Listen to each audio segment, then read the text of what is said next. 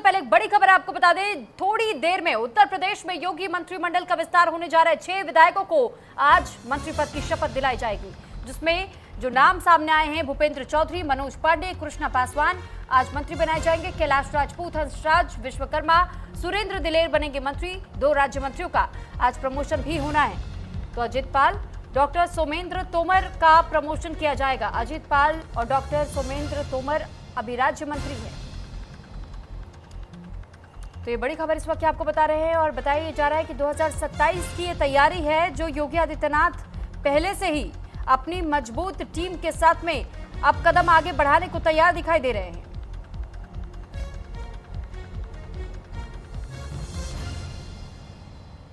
तो अब से कुछ देर का इंतजार, जब थोड़ी देर में ही योगी मंत्रिमंडल का विस्तार होने जा रहा है तो 6 विधायकों को आज मंत्री पद की शपथ दिलाई जाएगी।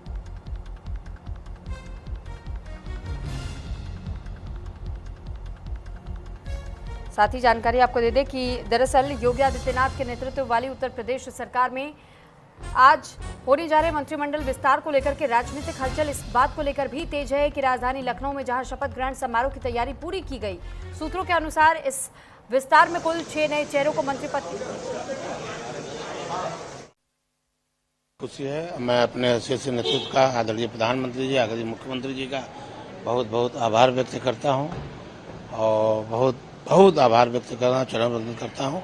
निश्चित तौर पर आज जो जिम्मेवारी मिलेगी उसको बखूबी निभाया जाएगा और 2027 का जो चुनाव आ रहा है उसके लिए भी मेहनत करके काम किया जाएगा।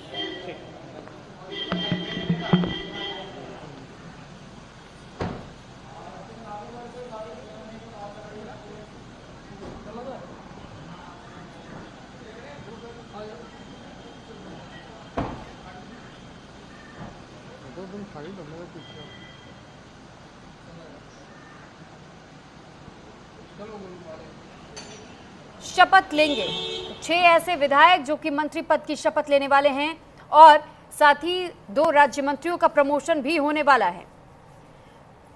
तो सपा से बगावत करने वाले विधायक मनोज पांडे को मंत्री बनाया जाएगा। इनके अलावा पूर्व प्रदेश अध्यक्ष भूपेंद्र चौधरी, सुरेंद्र दिलेर, कृष्णा पासवान, हंसराज विश्वकर्मा और कैलाश राजपूत मंत्री बनेंगे।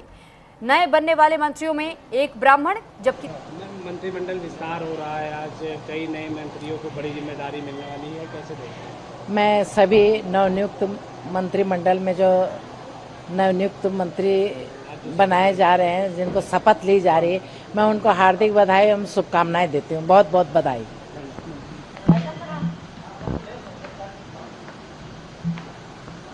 और जारी है और एक एक करके देखिए मेहमान भी पहुंचने शुरू हो चुके हैं और तमाम लोगों की जो प्रतिक्रियाएं सामने आ रही हैं वो भी हम आप तक पहुंचाने का काम कर रहे हैं। मंत्रिमंडल विस्तार को लेकर के इस वक्त हलचल तेज दिखाई दे रही है। तो ये तस्वीरें लखनऊ से आपको दिखा रहे हैं।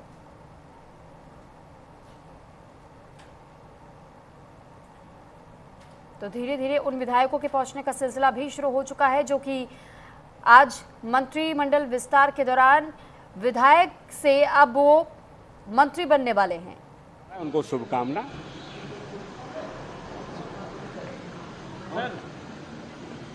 मंत्रिमंडल विस्तार हो रहा है, नए मंत्रियों को बड़ी जिम्मेदारी मिलने जा रही है, जनरल शपथ के लिए पहुंचे हैं, कैसे देख रहे हैं? बहुत अच्छी तरह से कि बहुत अच्छे चयन हुआ है और अपनी अपनी जिम्मेदारी संभालेंगे।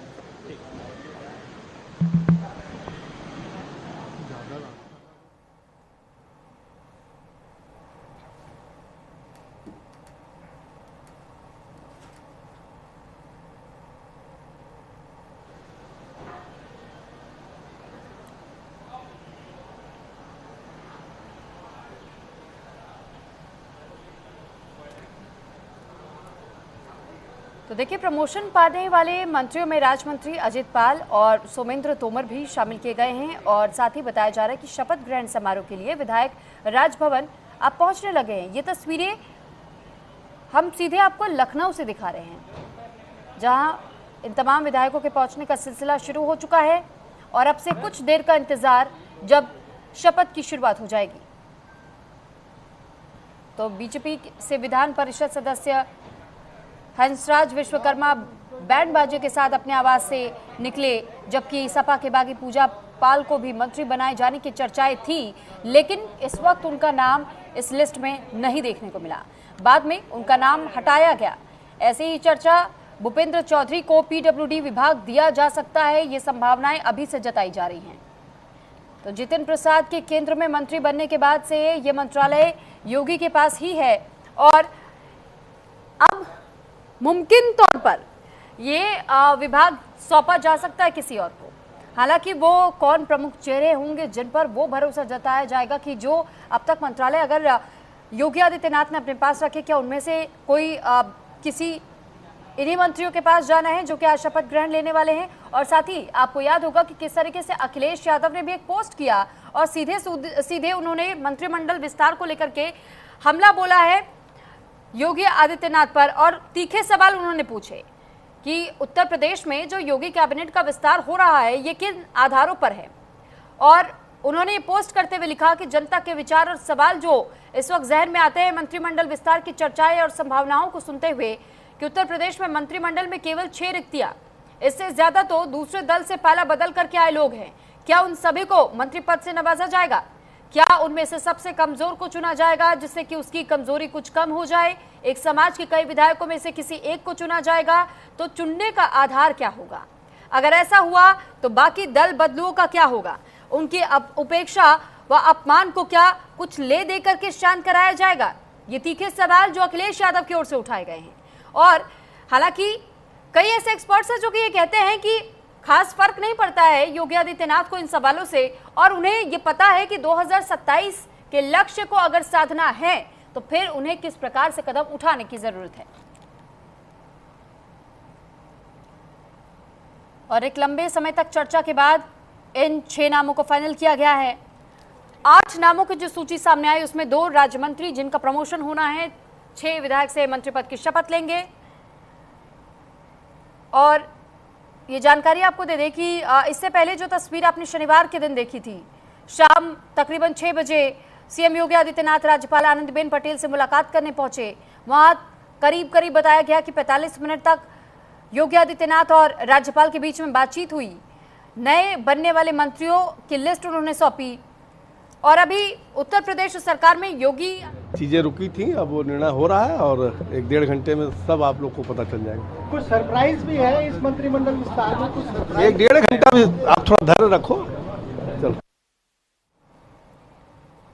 तो फिलहाल आपने देखा कि जिन संभावित चेहरों का जिक्र हम कर रहे हैं उनको लेकर के बताया जा रहा है कि वो भी उत्सुक तो हैं, लेकिन वो कह रहे हैं कि अभी आप भी थोड़ा सा धैर्य रखिए, 1 से 1.5 घंटे में पूरी जो तस्वीर है वो आपके सामने निकलकर सामने आ जाएगी। तो यूपी के योगी सरकार के कैबिनेट विस्तार को लेकर लंबे समय से चल रही अटकलों पर अब विराम लगने जा रहा है। आज होने वाले विस्तार में 6 मंत्री शपथ ले रहे हैं और माना यह जा रहा है कि 2027 विधानसभा चुनाव की तैयारियों के बीच ये विस्तार राजनीतिक संदेश देने वाला है। तो बीजेपी नेतृत्व इस विस्तार के जरिए पश्चिम से लेकर पूर्वांचल तक ओबीसी, दलित और ब्राह्मण वोट बैंक को साधने की रणनीति पर काम कर रही है, क्योंकि पीडीए का अगर काट करना है तो उसकी तैयारी भी मजबूत होनी चाहिए। और उसी मजबूती को ध्यान में रखते हुए कि पीडीए की काट कैसे की जाए, ये रणनीति बीजेपी की ओर से तैयार की गई है। और यही वो मुख्य वजह बताया जा रहा है जब बीजेपी नेतृत्व ने इस विस्तार को करने के लिए इन तमाम बातों का ध्यान रखा है कि कैसे पश्चिम से लेकर पूर्वांचल तक हर वर्ग को साधना है। और इसी वजह से आपने देखा कि नामों में ओबीसी, दलित और ब्राह्मण वोट बैंक को साधने की पूरी रणनीति के तहत में ये नाम तैयार किए गए।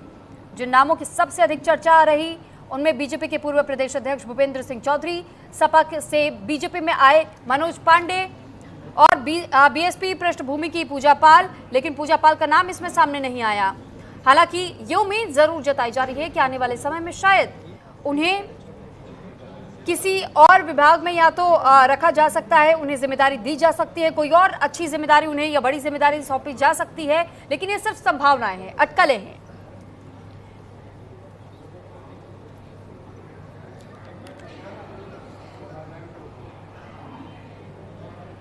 और हमारे साथ इस वक्त खास मेहमान भी जुड़ चुके हैं जिनसे हम अब चर्चा भी कर लेते हैं। मंत्रिमंडल विस्तार को लेकर के निरंजन पोद्दार राजनीतिक विश्लेषक हमारे साथ जुड़ गए हैं। संजीव कौशिक राजनीतिक विश्लेषक हमारे साथ जुड़ चुके हैं और साथ ही राजलक्ष्मी जोशी हमारे साथ राजनीतिक विश्लेषक जुड़ चुकी हैं। आप सभी का बहुत स्वागत है। और सबसे पहले मैं राजलक्ष्मी जी आपका रुख कर रही हूं। आज जो ये विस्तार हम देख रहे हैं, योगी आदित्यनाथ अपनी कैबिनेट में विस्तार तो कर रहे हैं, लेकिन ये 2027 ये लक्ष्य रहने वाला है क्या? जी नमस्ते सुरभि जी। देखिए ऐसा है कि भाजपा वो जो है पूरी तरीके से अपनी हर विषय से वो हर एस्पेक्ट से तैयारी करने की कोशिश करती है। जैसे अभी जैसे आपने अभी पहले भी समझाया, अभी आपने अपने इंट्रोडक्शन में समझाया कि ये जाति समीकरण हो या क्षेत्रीय समीकरण हो, सभी को नजर में रख के ये किया जा रहा है। और देखिए ऐसा भी है कि 2024 में अभी जो लोकसभा इलेक्शन में जो भी कमी पड़ गई थी, उनको पता चल रहा था कि जो पहले की तुलना में बहुत कम जो है सीटें आ गई भाजपा की। और इसी को मुझे लगता है कि जो सुधार उनको जो सुधार करना था, वो सुधार थोड़े दिन से उनको वो थोड़ा सा पेंडिंग था, तो वो आज वो उसको पूरी तरीके से उसको जो है सुधार रहे हैं। तो वो अभी देखिए भाजपा जो है, मैंने जैसे देखा कि विकास का तो वो मुद्दा रहता ही है, लेकिन साथ साथ में वो ये भी देख रहे हैं कि कोई भी ऐसा एस्पेक्ट ना हो जिसके चलते उनको कोई भी सीटों में कमी पड़ जाए। तो ये जो है उनकी तैयारी हर एस्पेक्ट से होती है और इसी का नतीजा है कि वो हर एक इसको हर एस्पेक्ट से हर किसी को रिप्रेजेंटेशन देने की कोशिश कर रहे हैं और हर किसी को इसमें एक जैसे उनको हर किसी को साथ में ले जाना, ये भी मुझे लगता है कि ये इनका एक प्रयास है। तो इसके चलते क्या होगा, किसी को जो कोई नाराजगी भी नहीं होगी और हर किसी को उनकी जो भी अगर समझे कि कुछ भी पीड़ा हो किसी को, तो वो आसानी से जो है अपने रिप्रेजेंटेटिव को उनके जरिए वो जो है अपने मुख्यमंत्री को समझा सकते हैं। वैसे भी उनकी जो है लोकसभाएं वगैरह जो होती है नए मंत्री पद से भरे जा रहे हैं, कुछ मंत्रियों का प्रोन्नति होने वाला है, तो सभी क्षेत्रीय और सामाजिक संतुलन बना रहे, इसके लिए ये व्यवस्था बनाई गई। किसको किसको जिम्मेदारी मिले आपको संगठन में? ये तो हम लोग को नहीं जानकारी है, जो भी बनेंगे उनको बहुत बहुत बधाई है।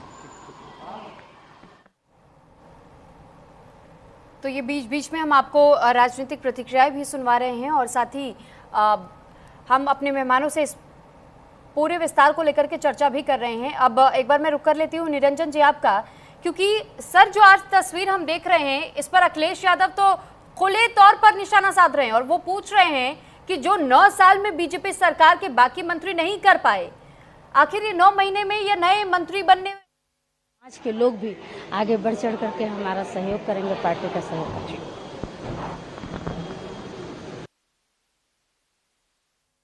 अगर आपने मेरा सवाल,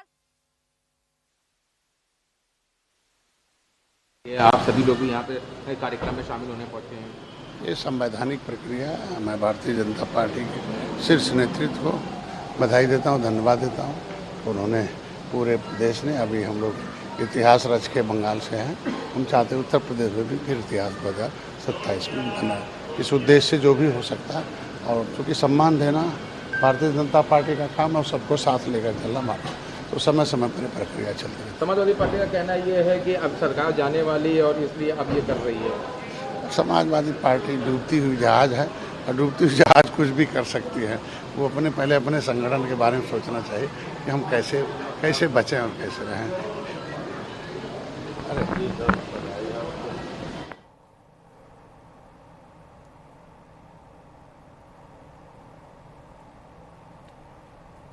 निरंजन जी सवाल का जवाब दीजिएगा। जी दोबारा से सवाल दोहरा दीजिए थोड़ा सा। बिल्कुल बिल्कुल आवाज सर। नहीं आई। सर अखिलेश यादव ने निशाना साधा है योगी आदित्यनाथ के इस मंत्रिमंडल विस्तार को लेकर के और ये उन्होंने कहा 9 साल में जो बीजेपी के तमाम मंत्री नहीं कर पाए, 9 महीने में ये नए बनने वाले मंत्री आखिर क्या कर लेंगे? देखिए सुरभि जी, ऐसा है, अखिलेश जी इस बात को भली भांति जानते हैं कि राजनीति के अंदर किस तरीके से 2-2-5 किया जाता है और वो कहीं ना कहीं भारतीय जनता पार्टी के जो राजनीतिक जो टीम है, जो इनकी नीतियां बनाते हैं, जो इनके इनके जितनों भी जो प्लानिंग करते हैं, उनको भली भांति पता है कि भाई कब कब कौन सा पता चलता है। क्योंकि आज की तारीख में अगर आप तमाम राष्ट्रीय स्तर के ऊपर आप देखेंगे तो भारतीय जनता पार्टी एक अकेला ऐसा दल नजर आता है कि जो आप ये समझ लीजिए चेस बोर्ड पे जब बैठता है तो 32 खाने अपने और 32 खाने सामने वाले, यानी कि 64 खानों में एक साथ जो खेलता है वो भारतीय जनता पार्टी। उनको कैसे देख रहे हैं? मैं सबके लिए शुभकामनाएं देती हूँ और माननीय मुख्यमंत्री जी का हार्दिक अभिनंदन करती हूँ। माननीय महामहिम हमारे राज्यपाल जो है आनंदीबेन जी, उनका मैं हार्दिक अभिनंदन करती हूँ कि उन्होंने मंत्रिमंडल का विस्तार वो कर रही हैं और सब लोगों को अपना अपना दायित्व मिलेगा, जिससे हमारी सरकार और अच्छी तरह चलेगी।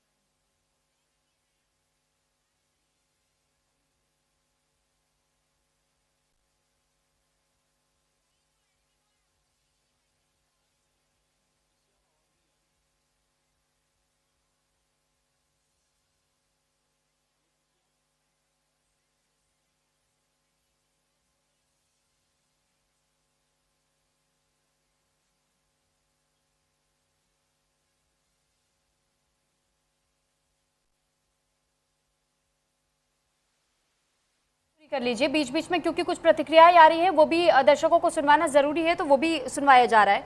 लेकिन आप अपनी बात अब पूरी कर सकते हैं। हाँ, तो मैं ये कह रहा था सुरभि जी, आज की तारीख में जिस तरीके से Bharatiya Janata party chess board के ऊपर 32 खाने अपने और 32 खाने सामने वाली टीम के 64 खानों पे एक साथ खेलती है, वो सब सर्वत्र दिखाई देता है। रही बात अखिलेश यादव जी, देखिए आज की तारीख में आपको एक चीज समझ में आएगी कि जितनी भी क्षेत्रीय पार्टी आ गया ना, मैं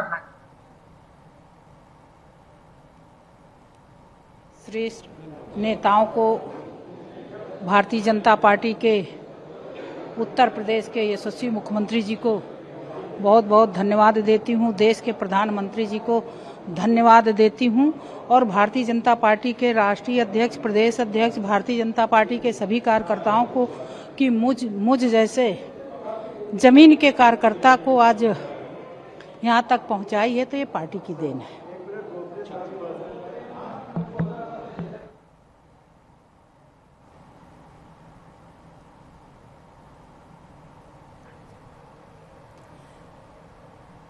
ठीक है, दोबारा हम अपने मेहमानों के पास चलते हैं। माफी चाहूंगी सर, आपको बीच में रोकना पड़ गया था। सर अब आप अपनी बात पूरी कर सकते हैं सर। तो सुरभि जी, मैं ये कह रहा था, अखिलेश यादव जी इतने बड़े क्षेत्रीय छत्रक नेता हैं, उनको इस बात का पता है कि चुनावी वर्ष है और इस चुनावी वर्ष के अंदर लगभग समझ लीजिए आज के 4 या 5 महीने बाद में चुनावों का बिगुल फूक चुका होगा। तो भारतीय जनता पार्टी या यूं कहें उत्तर प्रदेश सरकार ये चाहती है कि विकास के जो उत्तर प्रदेश के अंदर जो विकास हो रहा था उसके अंदर एक जिसको कहते हैं क्विक स्विच उसके अंदर लगाया जाए, जिससे क्या है कि लोगों को अब वो विकास धरातल पे दिखाई दे। और आपने देखा होगा कि जब भी चुनावी वर्ष होता है, किसी भी कोई भी सरकारें जो होती हैं वो गली गली के अंदर जिस तरीके से विकास कार्य होते हुए। जी सर, मैं बोलूं? जी जी बिल्कुल सर। हाँ, तो जिस तरीके से आपको पता ही है कि जिस तरीके से भूमि पूजन या यूं कहें कि फीता कटिंग और अनावरण और उसका उद्घाटन, ये सारी की सारी जो चीजें होती हैं, जनता को अब वो एक विकास भारतीय जनता पार्टी की सरकार उत्तर प्रदेश के अंदर दिखाना चाहती है। क्योंकि निश्चित रूप से जिस तरीके से उत्तर प्रदेश के अंदर पिछले 10 वर्षों के अंदर योगी जी की सरकार के अंदर जो चीजें हुई हैं वो किसी से छुपी नहीं। आज उत्तर प्रदेश सबसे ज्यादा एक्सप्रेसवे बनने वाला प्रदेश बन गया। आज उत्तर प्रदेश के अंदर जिस तरीके से आपने देखा होगा, जब 2017 के अंदर योगी आदित्यनाथ जी ने जब शपथ ली थी मुख्यमंत्री की, उसके तुरंत बाद गोरखपुर मंडल के अंदर एक वो दिमागी तपेदिक से कई सौ बच्चों की मौत हुई थी। उसके बाद में वैसी खबर कभी दिखाई नहीं दी। यानी कि स्वास्थ्य के क्षेत्र में भी कहीं ना कहीं काम होता हुआ दिखा। और जिस तरीके से हर एक क्षेत्र में, चाहे उसके अंदर आप आध्यात्मिक क्षेत्र करें, सांस्कृतिक क्षेत्र की बात करें, या जिसको कहते हैं भौगोलिक विकास की बात करें, तो हर जगह वो जो उन्होंने किया, अब उसके अंदर एक द्रुत गति भारतीय जनता पार्टी की उत्तर प्रदेश सरकार उस चीज को लाना चाहती है, जिससे लोगों को वो चीज अपने नजदीक होती हुई प्रतीत हो। अब इसको अखिलेश जी कुछ तंज करें नहीं करें, वो विपक्ष के नेता है, उनका वो धर्म भी है और उनका वो काम भी बनता है, मेरा तो ये मानना है। लेकिन जो भारतीय जनता पार्टी सदैव कदमों से ठीक है निरंजन जी, मैं आपके पास लौट रही हूँ, लेकिन इस बीच हमारे संवाददाता आलोक द्विवेदी भी हमारे साथ जुड़े हुए लगातार और वो हम तक अपडेट्स में पहुंचा रहे हैं। आलोक, इस वक्त क्या हलचल वहां पर देखने को मिल रही है, क्या तस्वीरों के साथ में हमें पूरी डिटेल दीजिएगा। देखिए, तस्वीरें हमने की और बहुत हमारे जो है हमारे भी रखते हैं तो अंदर थाने जो है यहाँ पर सिक्योरिटी तैनात है। यहाँ काफी जमावड़ा लगा हुआ है। अंदर दोनों डिप्टी सीएम पहुंच चुके हैं, साथ ही साथ भारतीय जनता पार्टी के और भी नारायण शुक्ला है, वो भी पहुंच चुके हैं। मंत्रिपरिषद के विस्तार का जो कार्यक्रम है, यह निश्चित तौर से हमारे जिन साथियों को मंत्रिपरिषद के अंदर स्थान मिलने वाला है, उन सबको मैं अग्रिम बधाई देता हूं। और सरकार और स्पीड से काम करेगी। 6 लोग जब और लग जाएंगे तो उसमें फिर 54 से 60 लोग मिलकर के काम करेंगे। समाजवादी पार्टी कह रही है कि सरकार का अंतिम समय विदाई का समय है, इस वजह से समाजवादी पार्टी की 2047 तक के लिए विदाई हो गई, इसलिए वो परेशान है।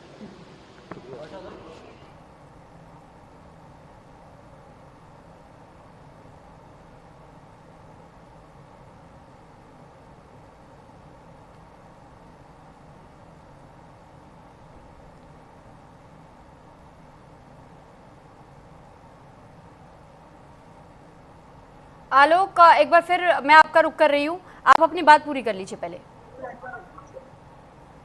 जी, आवाज आ रही है? जी सर भी मैं फिर बताना चाहूंगा कि जिस तरह से हमारे पीछे जो दृश्य आपको दिख रहा है, ये जनभवन का गेट है, उसके सामने जो ये तमाम गर्मा गर्मी का माहौल है, सिक्योरिटी गार्ड तैनात है। अंदर की बात करें तो अंदर की तस्वीरें हमने साझा की थी, हो सकता है हमारे दर्शकों तक कुछ तस्वीरें पहुंच गई होंगी। अंदर जो है दोनों डिप्टी सीएम जा चुके हैं, संगठन मंत्री भोपाल सिंह भी जा चुके हैं, साथ साथ भारतीय जनता पार्टी के और भी वरिष्ठ जो पदाधिकारी हैं वो भी पहुंच चुके हैं, जो मंत्री सदस्य पहुंच चुके हैं। उनके अलावा जो मंत्री शपथ ग्रहण करेंगे वो पहुंच चुके हैं, जिनमें मैं प्रमुख रूप से नाम बता दूं, जैसा कि पहले भी जिक्र किया था, भूपेंद्र चौधरी जी हैं, कैलाश सिंह राजपूत हैं, MLC है बनारस के हंसराज विश्वकर्मा जी हैं, सुरेंद्र बिलेर है, कृष्णा पासवान है, सुमन तोमर उनका कद आज बढ़ने वाला है, अजीत पाल है। ये 8 लोग भी वहां पहुंच चुके हैं। थोड़ी देर बाद मुख्यमंत्री योगी आदित्यनाथ आएंगे, उसके बाद से शपथ ग्रहण की प्रक्रिया शुरू हो जाएगी। फिलहाल आप ये दृश्य ग्राफिक्स में दिखाना चाहूंगा, ये जनभवन के सामने का ये दृश्य है। चारों तरफ सिक्योरिटी तैनात के बीच से जाने का रास्ता है। जिन गाड़ियों की गिनती हो रही है उनका यहाँ पर रिकॉर्ड्स है, वही गाड़ियां अंदर जा रही हैं। इसके अलावा उन गाड़ियों को बाहर कर दिया जा रहा है ताकि किसी भी तरह की कोई भी आपका तफरीक का माहौल न पैदा हो, और पूरी चाक चौबंद व्यवस्था के साथ पूरी व्यवस्था पूरी करने के बाद शपथ ग्रहण होगा। जी ठीक है, मैं लौट रही हूँ आपके पास। अब संजीव कौशिक जी, आपका रुख करना चाहूंगी। और संजीव कौशिक जी, ये सवाल भी जरूर पूछा जा रहा है कि अगर 6 और नए मंत्रियों को अब नई जिम्मेदारियां मिलेंगी, मंत्री पद की वो शपथ ले रहे हैं, विभागों का बंटवारा होगा, तो ऐसे में जिन मंत्रियों के पास से पहले से कुछ विभाग है और वो विभाग अगर उनसे लेकर के नए मंत्रियों को दे दिया जाए, तो क्या जनता के बीच में ये मैसेज नहीं कन्वे होगा कि शायद वो ये डिपार्टमेंट संभालने में नाकामयाब रहे थे, जिस वजह से अब ये जिम्मेदारी उनसे ले ली गई है? देखिए फिर भी हमें कहने में कोई गुरेज नहीं है कि इस मंत्रिमंडल का विस्तार जो दिखाई दे रहा है उसका विकास से कुछ लेना देना नहीं है। दरअसल ये राजनीतिक समीकरण साधने की कोशिश है। हम सब जानते हैं कि पिछले लोकसभा इलेक्शन में जिस तरह से विपक्षी पार्टियों ने पीडीए का राग छेड़ा और भारतीय जनता पार्टी की करीबन आधी सीटें लोकसभा में कम हो गई, निश्चित तौर पर उनके पेशानी पर लकीरें खींचने लगी है। इसी मंत्रिमंडल विस्तार के बहाने वो सब उस वर्ग को भी साधने की कोशिश करेंगे जिस वर्ग का प्रतिनिधित्व उनके सामने दिखाई नहीं दे रहा है। ये एक तुष्टीकरण का खेल है, इससे बहुत ज्यादा विकास पे असर नहीं पड़ने वाला है। ये बात बिल्कुल सही है कि जो मंत्रालय किसी से यदि आप छीन के लेते हैं तो जाहिर सी बात है वो अक्षम था, तब आप उसे छीन के किसी और सक्षम को दे रहे हैं और किसी सक्षम को देंगे ही तो फिर क्या ही कर लेगा, एक साल भी अब इलेक्शन के नहीं बचे हुए हैं। तो ये एक महत्वपूर्ण सवाल है जिसका कोई जवाब नहीं मिलेगा, क्योंकि सत्ता में वो है, बहुमत है उनके पास, वो जब चाहे जिसको मंत्री बनाएंगे हटाएंगे। ये एक वैसे ही कवायद है कि लोगों का ध्यान आकृष्ट हो कि हम बेहतर करने का प्रयास कर रहे हैं। अब बेहतर हो पा रहा है नहीं हो पा रहा है वो तो बाद में देखा जाएगा, लेकिन मूलतः ये एक तरह से पीडीए की काट को खोजने का प्रयास है। जिस तरह से पिछड़े वर्ग दलित वर्ग को लेकर के लगातार अखिलेश यादव मुखर रहे हैं और भारतीय जनता पार्टी को हर मुद्दे पर पटखनी देने की कोशिश करते रहे हैं, उस मुद्दे की काट के तौर पर आप इसे देख सकती हैं।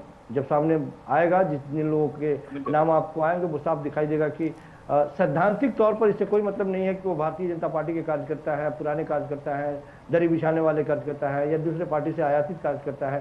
केवल और केवल राजनीतिक समीकरण आपको दिखाई देगा इसमें। जी ठीक है, लेकिन संजीव जी सवाल ये भी है कि 2027 का जो लक्ष्य साधने की कोशिश की जा रही है मंत्रिमंडल, यानी केंद्र सरकार राज्य सरकार की, वो गरीब तक पहुंचाना है, गरीबों को लाभ मिले, जिसका खुशहाली मिले, जो पंक्ति के अंतिम व्यक्ति का है पंडित दीनदयाल उपाध्याय, मान मिले, सम्मान मिले, भरपेट भोजन, उसको जमीनी स्तर पर हकीकत के रूप में उसको परिवर्तन करना, यानी गरीबों तक सभी योजनाएं का लाभ गरीब ले सके।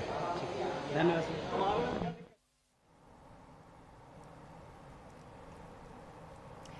एक बार संजीव जी दोबारा मैं आपके पास लौट रही हूँ। इस विस्तार में ब्राह्मण वोट बैंक को साधने की कोशिश की गई है। खासतौर पर हम ये देख रहे हैं कि ब्राह्मण हो, जाट, दलित और अति पिछड़ा जातियों का समीकरण कितना संतुलित दिखाई देता है, और क्या ब्राह्मणों की जो नाराजगी पिछली बार देखी गई थी वो अब दूर हो जाएगी क्या इस कदम के बाद?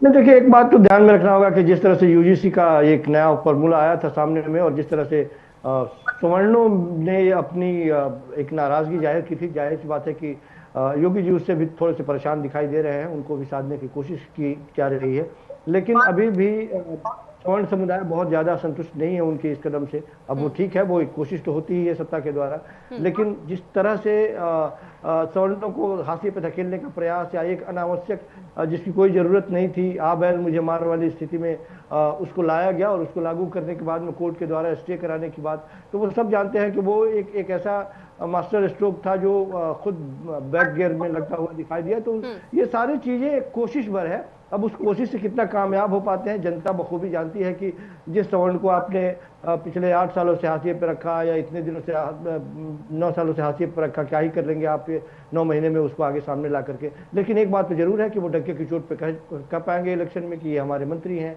तो जिससे मैंने कहा कि यदि आप किसी से यदि कोई विभाग ले रहे हैं, हालांकि योगी जी के पास भी बहुत सारे मंत्रालयों की लंबी फेरिस्त है, संभव है कि उसमें से भी कुछ बांटी जाए, लेकिन जिस किसी से भी यदि मंत्रिमंडल में किसी और को हटा करके यदि उसका विभाग किसी और को दिया जाएगा तो उसके भी व्यापक असर होंगे और चर्चा उस पर भी होगी ही होगी। ठीक है, लौटती हूँ मैं आपके पास। आलोक, एक बार फिर मैं आपका रुख करूंगी। पूजा पाल के नाम की चर्चाएं तो चल रही थी, लेकिन पूजा पाल का नाम इस सूची में आया नहीं। अब ऐसे में अखिलेश यादव ने तो पहले ही कह दिया था कि अगर जो लोग पाला बदल करके और बीजेपी के साथ चले गए हैं, क्या अगर उन्हें मंत्री नहीं बनाया जाता है तो उनमें जो असंतोष की भावना होगी या फिर उन्हें किसी और तरीके से संतुष्ट करने की कोशिश की जाएगी कि आप थोड़ा सा भी धैर्य रखिए, आपका भी नंबर आएगा। देखिए, राजनीति में धैर्य एक ऐसा शब्द है आदमी जो बहुत आगे तक ले जाता है, और इसी धैर्य की भी बात मुझे लगता है अंदर खाने से भी बात आ रही है कि पूजा पाल से इस बात पदाधिकारी हैं वो बात किए हैं और उनको इस बात का दिलासा दिया गया है। जैसा कि मैंने पहले भी कहा था, ने पहले ही बताया था कि अगर इस विस्तार में पूजा पाल को जगह नहीं मिल पाती है तो अगर भारतीय जनता पार्टी से टिकट लड़ती है और जीतती है तो अगली बार उनको मंत्री अवश्य ही बनाया जाएगा, जरूर बनाया जाएगा। ये बड़ी बात होगी पूजा पाल के लिए। फिलहाल एक अजीत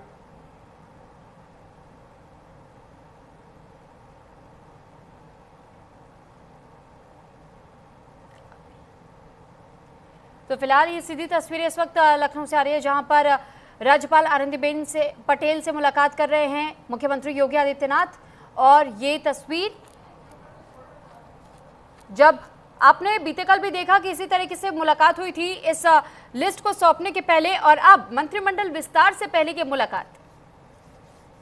तो राज्यपाल आनंदीबेन पटेल के पास मुख्यमंत्री योगी आदित्यनाथ इस वक्त पहुंचे हुए हैं। और ये तस्वीरें अपने आप में बहुत खास, क्योंकि आपसे कुछ देर का इंतजार और है जब मंत्रिमंडल विस्तार के दौरान, यानी कि जो 6 मंत्रियों के नाम सामने आ रहे हैं, वो मंत्री पद की शपथ लेंगे। 2 राज्य मंत्रियों का प्रमोशन होना है, यानी कुल 8 नाम। और 2027 की तैयारी इसे माना जा रहा है।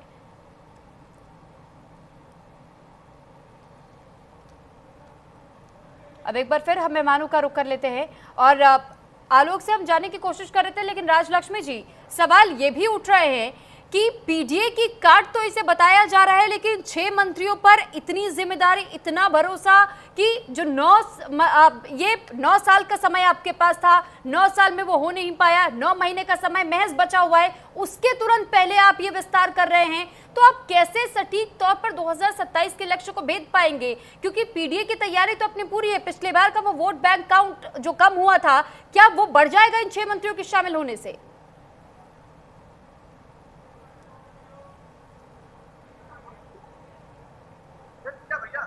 नेतृत्व में महामहिम राज्यपाल महोदया के आशीर्वाद से, केंद्रीय नेतृत्व के मार्गदर्शन में उत्तर प्रदेश सरकार का मंत्रिमंडल का विस्तार होने जा रहा है। हम उत्तर प्रदेश के चतुर्मुखी विकास के लिए कृत संकल्प हैं।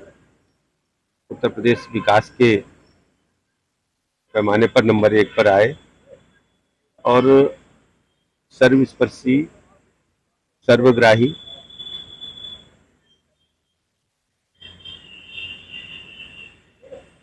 उद्देश्य के लिए हम सब काम कर रहे हैं। सर, अखिलेश यादव ने कहा पर्ची में लिखकर नाम आए हैं, वही नाम पढ़े जा रहे हैं। उन्होंने कहा महिलाओं को, अखिलेश यादव जी स्टेशन में हैं, उनको पता है कि 27 में उनकी दाल गलने वाली नहीं। उन्होंने जुलूम बयान वातानुकूलित कक्षों में बैठ करके दे, उनसे कहिए बाहर निकले, देखेंगे प्रदेश का तापमान कितना। सर, एक सवाल और, पीएम मोदी ने आज कहा है कि कांग्रेस एक परजीवी पार्टी है जो अपने राजनीतिक फायदे के लिए, कांग्रेस पार्टी है, आप सब जानते हैं कि दूसरे कंधे पर सवारी लेकर के काम कर रही है। कांग्रेस पार्टी का अस्तित्व पूरे देश से धीरे धीरे समाप्त हो रहा है। तो ब्रजेश पाठक को सुना आपने, और उनकी ओर से भी ये कहा गया है कि देखिए अखिलेश यादव क्या कुछ कहते हैं और वो उनके डर के भाव को स्पष्ट करता है, और इसी वजह से वो इस तरीके के बयानबाजियां देते हैं। हालांकि एक बार फिर अब मेहमानों का रुख करेंगे। राजलक्ष्मी जी, यही सवाल हम भी पूछना चाह रहे थे। पीडीए की काट करने का दावा किया जा रहा है 6 मंत्रियों को शामिल करने के साथ, लेकिन सवाल तो अब ये भी उठेंगे ही कि जो पिछले बार के चुनाव में आपने वो खामियाजा उठाया, तो कहीं उसे साधने की कोशिश है, उसे मजबूत करने की कोशिश की, कैसे 6 मंत्रियों को शामिल करने के साथ ही 9 महीने में पूरा खेल पलट दिया जाएगा क्या? जी देखिए, ऐसा नहीं है कि इतने वर्षों में कुछ हुआ ही नहीं या फिर कुछ अचीवमेंट्स है ही नहीं, लेकिन जैसे मैंने कहा कि कुछ भी थोड़ी सी कमियां रह गई होंगी, उनको पूरा करने की कोशिश कर रहे हैं। जैसे अभी एक नाम है, जैसे भूपेंद्र चौधरी जी, उनको हो सकता है कि पावर मिनिस्ट्री दिया जाए। मैं आपको एक उदाहरण बता रही हूँ कि ऐसा उत्तर प्रदेश में इस ये जो स्मार्ट मीटर्स के विरुद्ध कुछ प्रोटेस्ट वगैरह जो हुए थे, और उधर थोड़ा सा उनको ऐसा लग रहा था कि इस मिनिस्ट्री में थोड़ी सी कमी रह गई है, तो इसीलिए वो मंत्री उसमें फेरबदल होकर उस मंत्रालय में, और इसीलिए आज जो है, और वो भी भूपेंद्र चौधरी जी कोई ऐसे छोटे मोटे नेता है नहीं, वो तो जो है पूर्व अध्यक्ष थे यहाँ भाजपा के, तो फिर वो सक्षम भी है, और उनको ऐसा है कि हो सकता है कि वो जो भी कमी रही होगी या फिर लोगों को भी जो भी नाराजगी रही होगी वो पूरी हो जाएगी। और एक और नाम जैसे आपका मनोज पांडे जी का, तो उनका तो आपको ठीक है, मैं आप लोगों के पास लौट रही हूँ, लेकिन ये सीधी तस्वीर इस वक्त जनभवन से सामने आ रही है। ये तस्वीर जरा देखिए, मंत्री पद की शपथ लेने से पहले तमाम मंत्री इस वक्त एक मंच पर, यहाँ मुख्यमंत्री योगी आदित्यनाथ भी इस तस्वीर में, और साथ ही राज्यपाल आनंदीबेन पटेल को भी आप इस तस्वीर में देख सकते हैं। और ये फोटो सेशन इस वक्त चल रहा है। तो फोटो सेशन की अब समाप्ति हो चुकी है और सभी ने अपने अपने सीट ले लिए हैं, और साथ ही अब मंत्रिमंडल विस्तार होने जा रहा है। निवेदन है कि यदि उनकी आज्ञा हो तो शपथ ग्रहण समारोह की कार्रवाई प्रारंभ की जाए। माननीय राज्यपाल महोदया की आज्ञा से शपथ ग्रहण समारोह की कार्रवाई प्रारंभ की जाती है। माननीय राज्यपाल महोदया ने माननीय मुख्यमंत्री जी की मंत्रणा से निम्नलिखित महानुभावों को उत्तर प्रदेश का मंत्री नियुक्त किया है। श्री भूपेंद्र चौधरी, श्री मनोज पांडे। माननीय श्री भूपेंद्र चौधरी जी से अनुरोध है कि कृपया शपथ ग्रहण करने हेतु पधारने का कष्ट करें।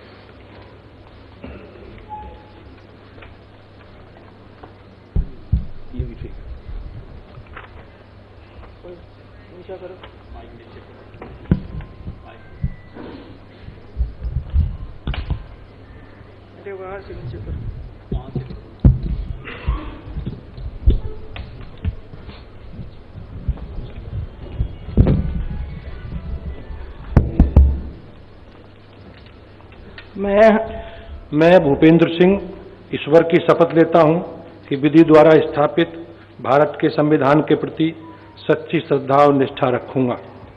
मैं भारत की प्रभुता और अखंडता अक्षुण्ण रखूंगा। मैं उत्तर प्रदेश राज्य के मंत्री के रूप में अपने कर्तव्यों का श्रद्धापूर्वक और शुद्ध अंतःकरण से निर्वहन करूंगा तथा मैं भय या पक्षपात, अनुराग या देश के बिना सभी प्रकार के लोगों के प्रति संविधान विधि के अनुसार न्याय करूंगा। मैं भूपेंद्र सिंह ईश्वर की शपथ लेता हूं कि जो विषय उत्तर प्रदेश राज्य के मंत्री के रूप में मेरे विचार के लिए लाया जाएगा अथवा मुझे ज्ञात होगा, उसे किसी व्यक्ति या व्यक्तियों को तब के सिवाय जबकि ऐसे मंत्री के रूप में अपने कर्तव्यों के सम्यक निर्वहन के लिए ऐसा करना अपेक्षित हो, मैं प्रत्यक्ष अथवा अप्रत्यक्ष रूप से संसूचित या प्रकट नहीं करूंगा।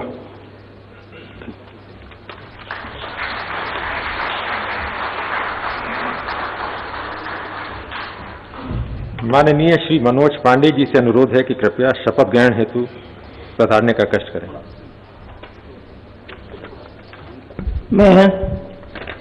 मैं मनोज कुमार पांडे ईश्वर की शपथ लेता हूं कि मैं विधि द्वारा स्थापित भारत के संविधान के प्रति सच्ची श्रद्धा और निष्ठा रखूंगा।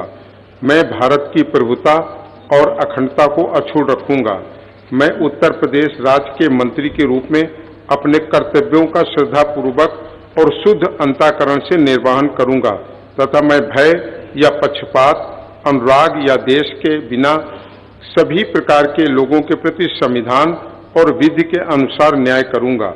मैं मनोज कुमार पांडे ईश्वर की शपथ लेता हूं कि जो विषय उत्तर प्रदेश राज्य के मंत्री के रूप में मेरे विचार के लिए लाया जाएगा अथवा मुझे ज्ञात होगा, उसे किसी व्यक्ति या व्यक्तियों को तब के सिवाय जबकि ऐसे मंत्री के रूप में अपने कर्तव्यों के सम्यक निर्वहन के लिए ऐसा करना अपेक्षित हो, मैं प्रत्यक्ष अथवा अप्रत्यक्ष रूप से संसूचित या प्रकट नहीं करूंगा।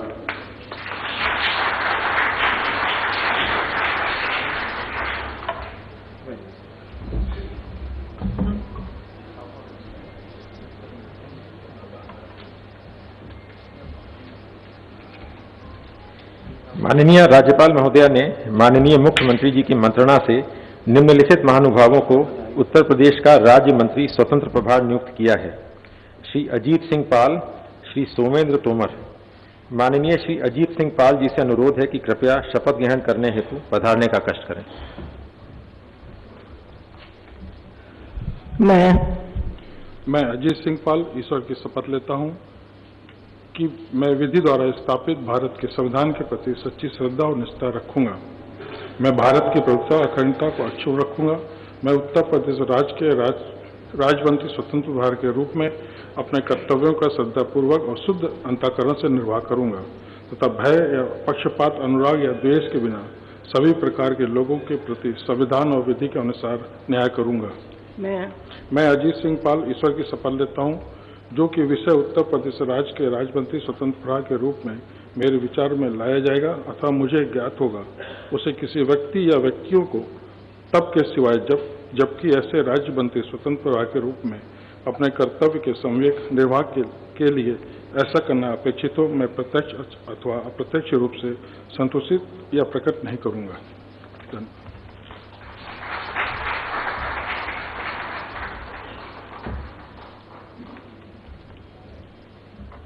माननीय श्री सोमेंद्र तोमर जी से अनुरोध है कि कृपया शपथ ग्रहण करने हेतु पधारने का कष्ट करें।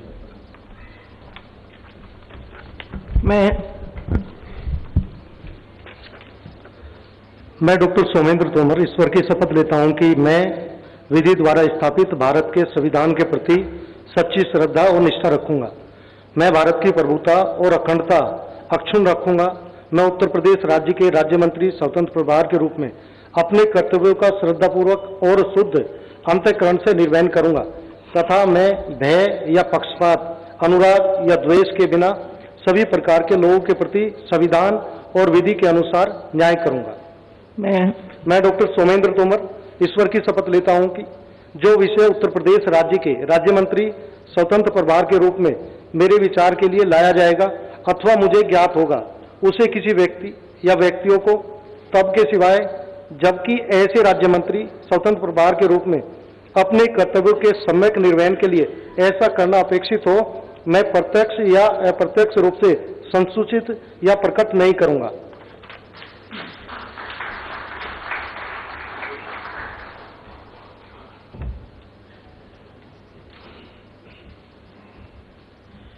माननीय राज्यपाल महोदया ने माननीय मुख्यमंत्री जी की मंत्रणा से निम्नलिखित महानुभावों को उत्तर प्रदेश का राज्य मंत्री नियुक्त किया है। श्रीमती कृष्णा पासवान, श्री कैलाश सिंह राजपूत, श्री सुरेंद्र दिलेर, श्री हंसराज विश्वकर्मा। माननीय श्रीमती कृष्णा पासवान जी से अनुरोध है कि कृपया शपथ ग्रहण करने हेतु पधारने का कष्ट करें।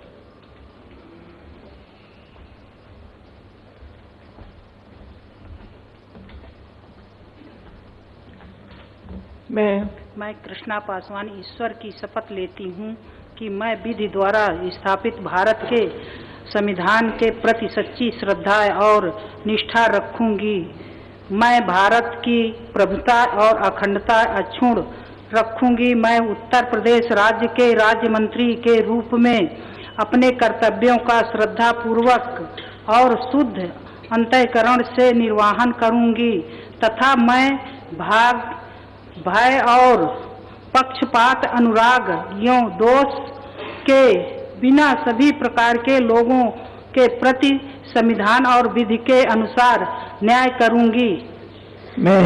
मैं कृष्णा पासवान ईश्वर की शपथ लेती हूं कि जो विषय उत्तर प्रदेश राज्य के राज्य मंत्री के रूप में मेरे विचार के लिए लाया जाएगा अथवा मुझे ज्ञात होगा, उसे किसी व्यक्ति या व्यक्तियों को तब के किसी सिवाय जबकि ऐसे राज्य मंत्री के रूप में मैं अपने कर्तव्यों का निर्वहन के लिए ऐसा करना अपेक्षित हो, मैं प्रत्यक्ष अथवा अप्रत्यक्ष रूप से सुनिश्चित या प्रकट नहीं करूंगी।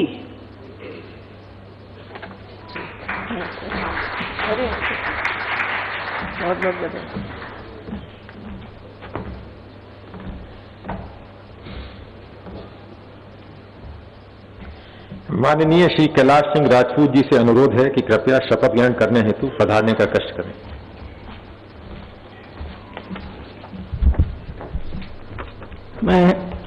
मैं कैलाश सिंह राजपूत ईश्वर की शपथ लेता हूं कि मैं विधि द्वारा स्थापित भारत के संविधान के प्रति सच्ची श्रद्धा और निष्ठा रखूंगा। मैं भारत की प्रभुता और अखंडता अक्षुण्ण रखूंगा। मैं उत्तर प्रदेश राज्य के राज्य मंत्री के रूप में अपने कर्तव्यों का श्रद्धापूर्वक और शुद्ध अंतःकरण से निर्वहन करूंगा तथा मैं भय या पक्षपात, अनुराग या दोष के बिना सभी प्रकार के लोगों के प्रति संविधान और विधि के अनुसार न्याय करूंगा। मैं कैलाश सिंह राजपूत ईश्वर की शपथ लेता हूं कि जो विषय उत्तर प्रदेश राज्य के राज्य मंत्री के रूप में मेरे विचार के लिए लाया जाएगा अथवा मुझे ज्ञात होगा, उसे किसी व्यक्ति या व्यक्तियों को तब के सिवाय जबकि ऐसे राज्य मंत्री के रूप में अपने कर्तव्यों के सम्यक निर्वहन के लिए ऐसा करना अपेक्षित हो, मैं प्रत्यक्ष अथवा अप्रत्यक्ष रूप से संसूचित या प्रकट नहीं करूंगा।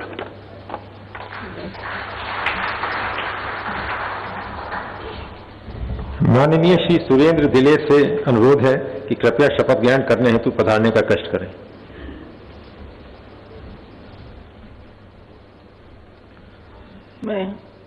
मैं सुरेंद्र दिलेर ईश्वर की शपथ लेता हूं कि मैं विधि द्वारा स्थापित भारत के संविधान के प्रति सच्ची श्रद्धा और निष्ठा रखूंगा। मैं भारत की प्रभुता और अखंडता अक्षुण्ण रखूंगा।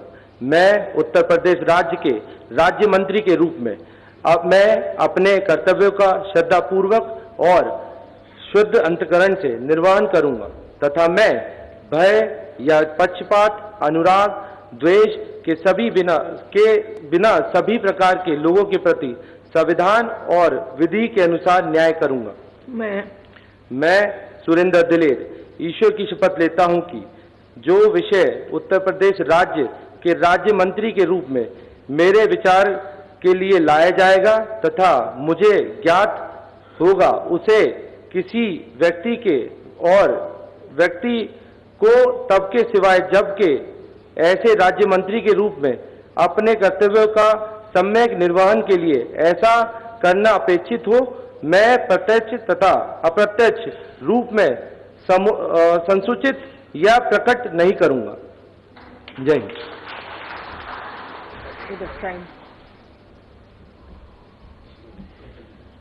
माननीय श्री हंसराज विश्वकर्मा जी से अनुरोध है कि कृपया शपथ ग्रहण करने हेतु पधारने का कष्ट करें।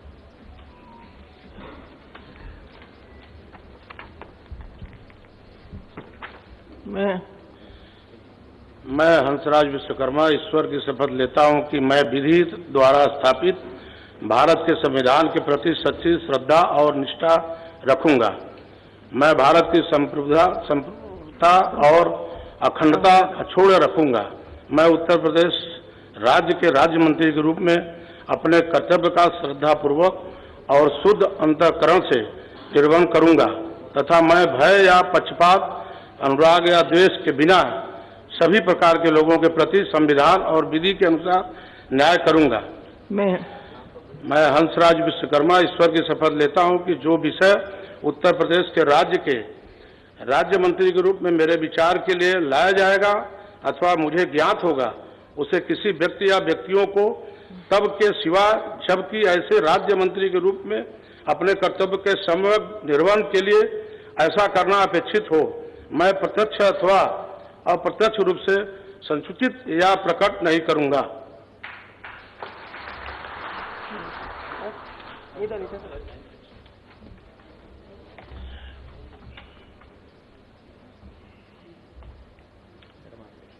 पूरा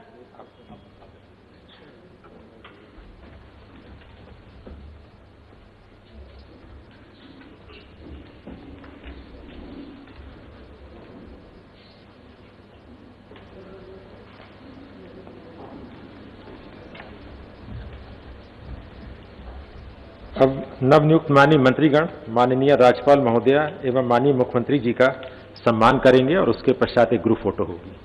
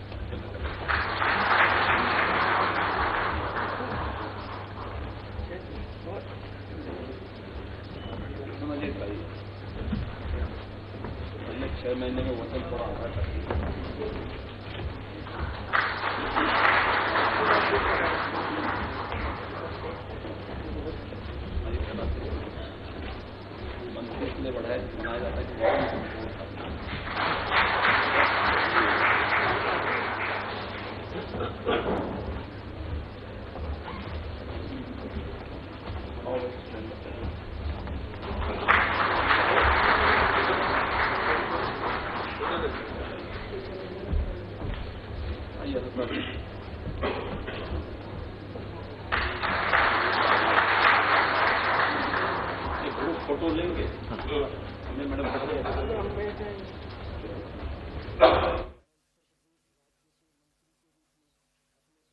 प्रदेश अध्यक्ष को संगठन मंत्री थोड़ा आ जाए, आ जाए, कुर्सी लगवा देते हैं, कुर्सी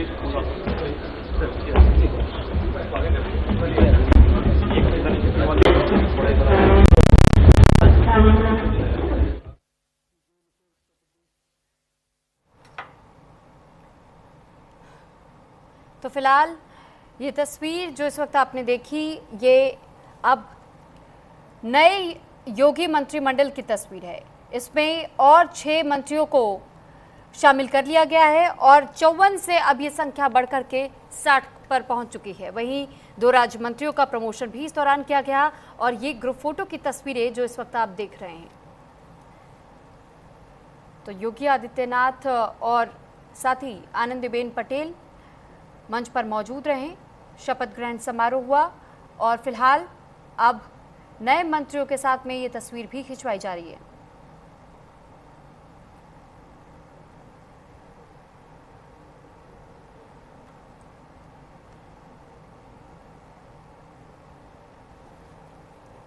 अब एक बार फिर अपने मेहमानों की तरफ हम रुक कर लेते हैं और निरंजन जी भी हमारे साथ जुड़े हुए हैं, राजलक्ष्मी जी भी जुड़ी हुई हैं।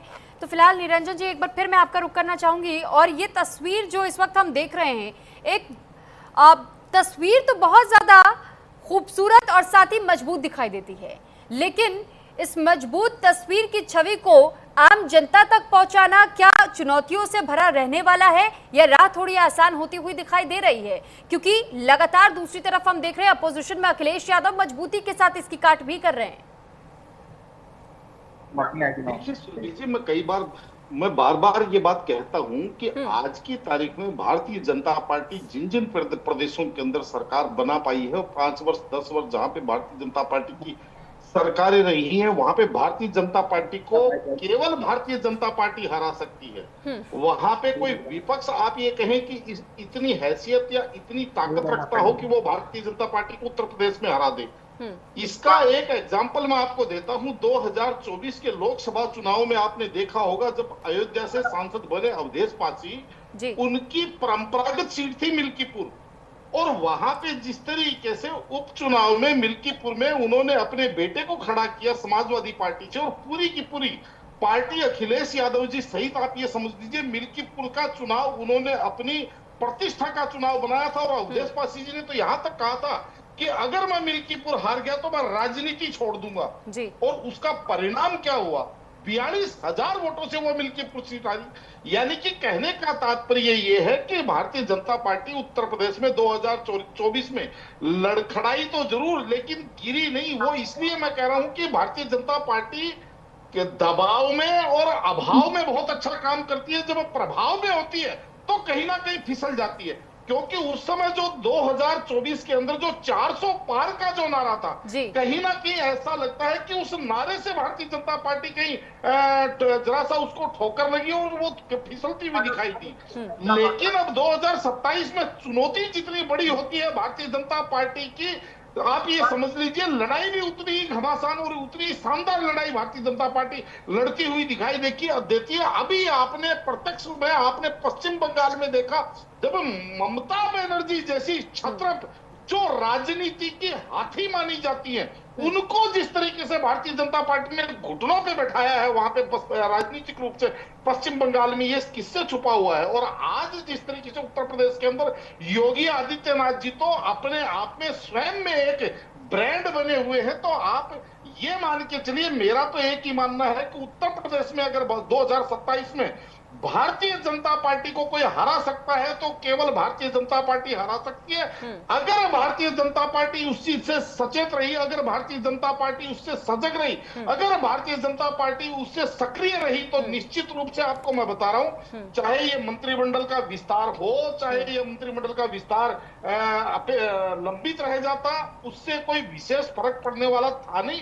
हाँ, ये जरूर है कि जब मंत्रिपरिषद में सहयोगी जब ज्यादा होते हैं तो विकास कार्यों में जो द्रुत गति आती है वो भी चुनावी वर्ष के अंदर बहुत महत्व रखती है। और कहीं ना कहीं वो चीजें अब आने वाले 6 महीने के अंदर जब चुनावों का शंखनाद होगा तो आपको अपने आप धरातल पे प्रतिबिंब करते हुए दिखाई देंगे। ठीक है, लौटती मैं आपके पास। अच्छा राजलक्ष्मी जी, क्योंकि हम ये भी देख रहे हैं कि इसमें युवा चेहरे भी हैं, यहाँ महिला चेहरों को भी तवज्जो दी गई है, ब्राह्मण vote bank, OBC vote bank को साधने की भी कोशिश की गई है। तो राजनीतिक जातिगत समीकरण और साथ ही युवा महिला वोटर साधना, ये तमाम इन बातों को भी ध्यान में रखा गया है। यानी कि पिछली बार जो कमियां रही थी उन कमियों पर इस बार लगता है कि वाकई में काम हुआ है। जी बिल्कुल, मैंने आपको शुरुआत में वही कहा कि आप देखिए कि हर तरीके के समीकरण को जैसे संभाल लिया है। और देखिए सोशल इंजीनियरिंग ये जो है ये भाजपा इसमें जैसे माहिर है। और ऐसा नहीं है कि केवल वो एक जाति से है इसीलिए उनको ये स्थान दिया जा रहा है, ऐसा भी नहीं है। अभी मैं आपको एक उदाहरण बता रही थी, आप ये शपथ ग्रहण जब ये कर रहे थे तभी उससे जस्ट पहले मैं आपको बता रही थी मनोज पांडे जी का। बिल्कुल। तो मनोज पांडे जी देखिए बहुत ही अहम व्यक्ति हैं। अभी देखिए वो चीफ विप थे समाजवादी पार्टी में और उनका बहुत अच्छा एक्सपीरियंस है, उनका इतना वर्षों का जो एक्सपीरियंस है मंत्री पदों में, तो ये जो है मिलकर उसका निर्वहन करने की जिम्मेवारी हमारी है। मैं आभारी हूं अपने राष्ट्रीय नेतृत्व का, मुझे इस रूप में काम करने का अवसर दिया है। और मैं निश्चित रूप से जो अपेक्षाएं हैं नेतृत्व की, अपने सभी कार्यकर्ताओं के साथ मिलकर जो भी काम मिलेगा, जो विभाग मिलेगा, माननीय मुख्यमंत्री जी के नेतृत्व में उत्तर प्रदेश की बेहतरी के लिए, विकास के लिए काम करेंगे। किसी विभाग को लेकर कोई अपेक्षा या खाली? कोई अपेक्षा नहीं है, पार्टी का निर्णय है। माननीय मुख्यमंत्री जी जो आदेश करेंगे अक्षर से पालन करेंगे और उनके नेतृत्व में उत्तर प्रदेश की जो विकास यात्रा है उसकी विकास यात्रा की विकास गाथा लिखने का काम हम सब लोग मिलकर करेंगे। छोटा सा पॉलिटिकल सवाल है, समाजवादी पार्टी अखिलेश यादव कह रहे हैं कि सरकार जा रही है इसलिए एक्सपेंशन कर रहे हैं। अब अखिलेश जी इतने सीनियर नेता हैं, उनसे इस प्रकार के व्यवहार की अपेक्षा नहीं की जा सकती। ये सामान्य संवैधानिक प्रक्रिया है और इस प्रक्रिया के तहत ही मंत्रिमंडलों के गठन, विधानमंडलों के गठन होते हैं। लेकिन मैं निश्चित रूप से कह सकता हूं कि अब समाजवादी पार्टी लगभग समाजवादी पार्टी की ओर आगे बढ़ रही है और पूरी भारतीय जनता पार्टी का कुनबा मोदी जी के नेतृत्व में हम सब लोग संगठित होकर 300 से अधिक सीटें उत्तर प्रदेश में लेकर आए। महाराज जी की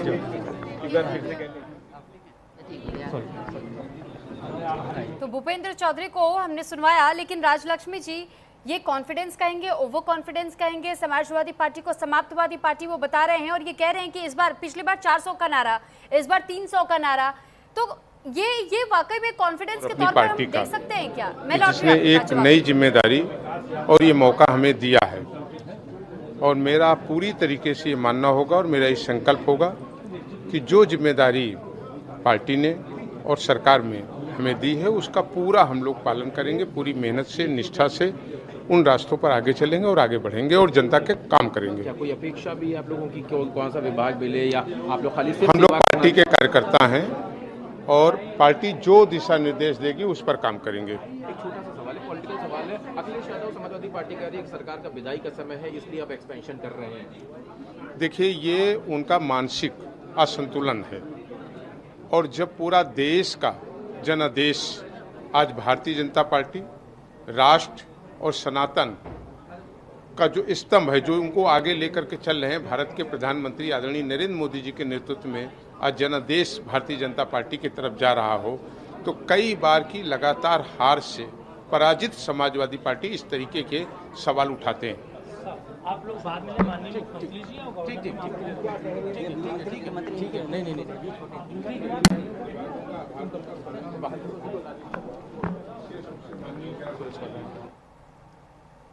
में और सभी का सामंजस्य यहाँ पर मिलेगा।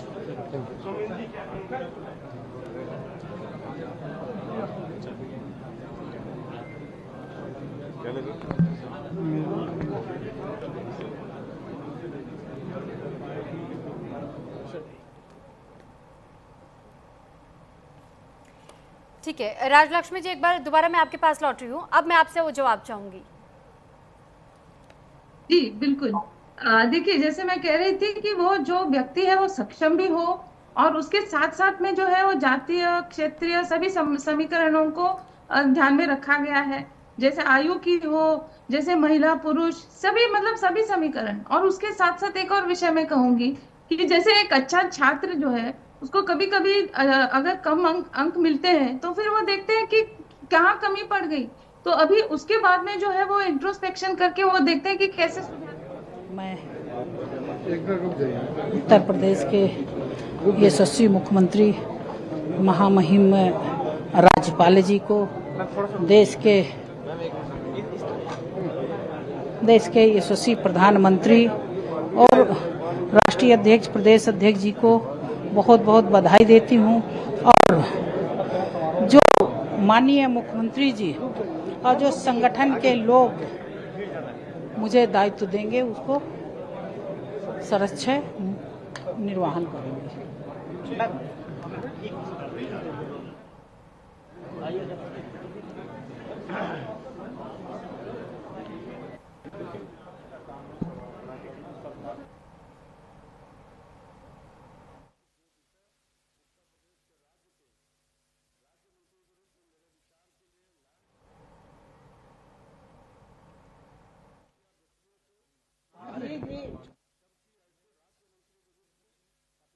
कैसे अपनी जिम्मेदारी?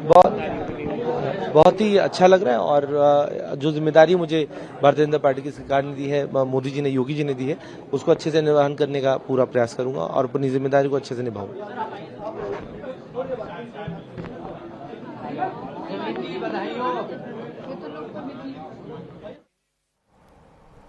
तो हमारे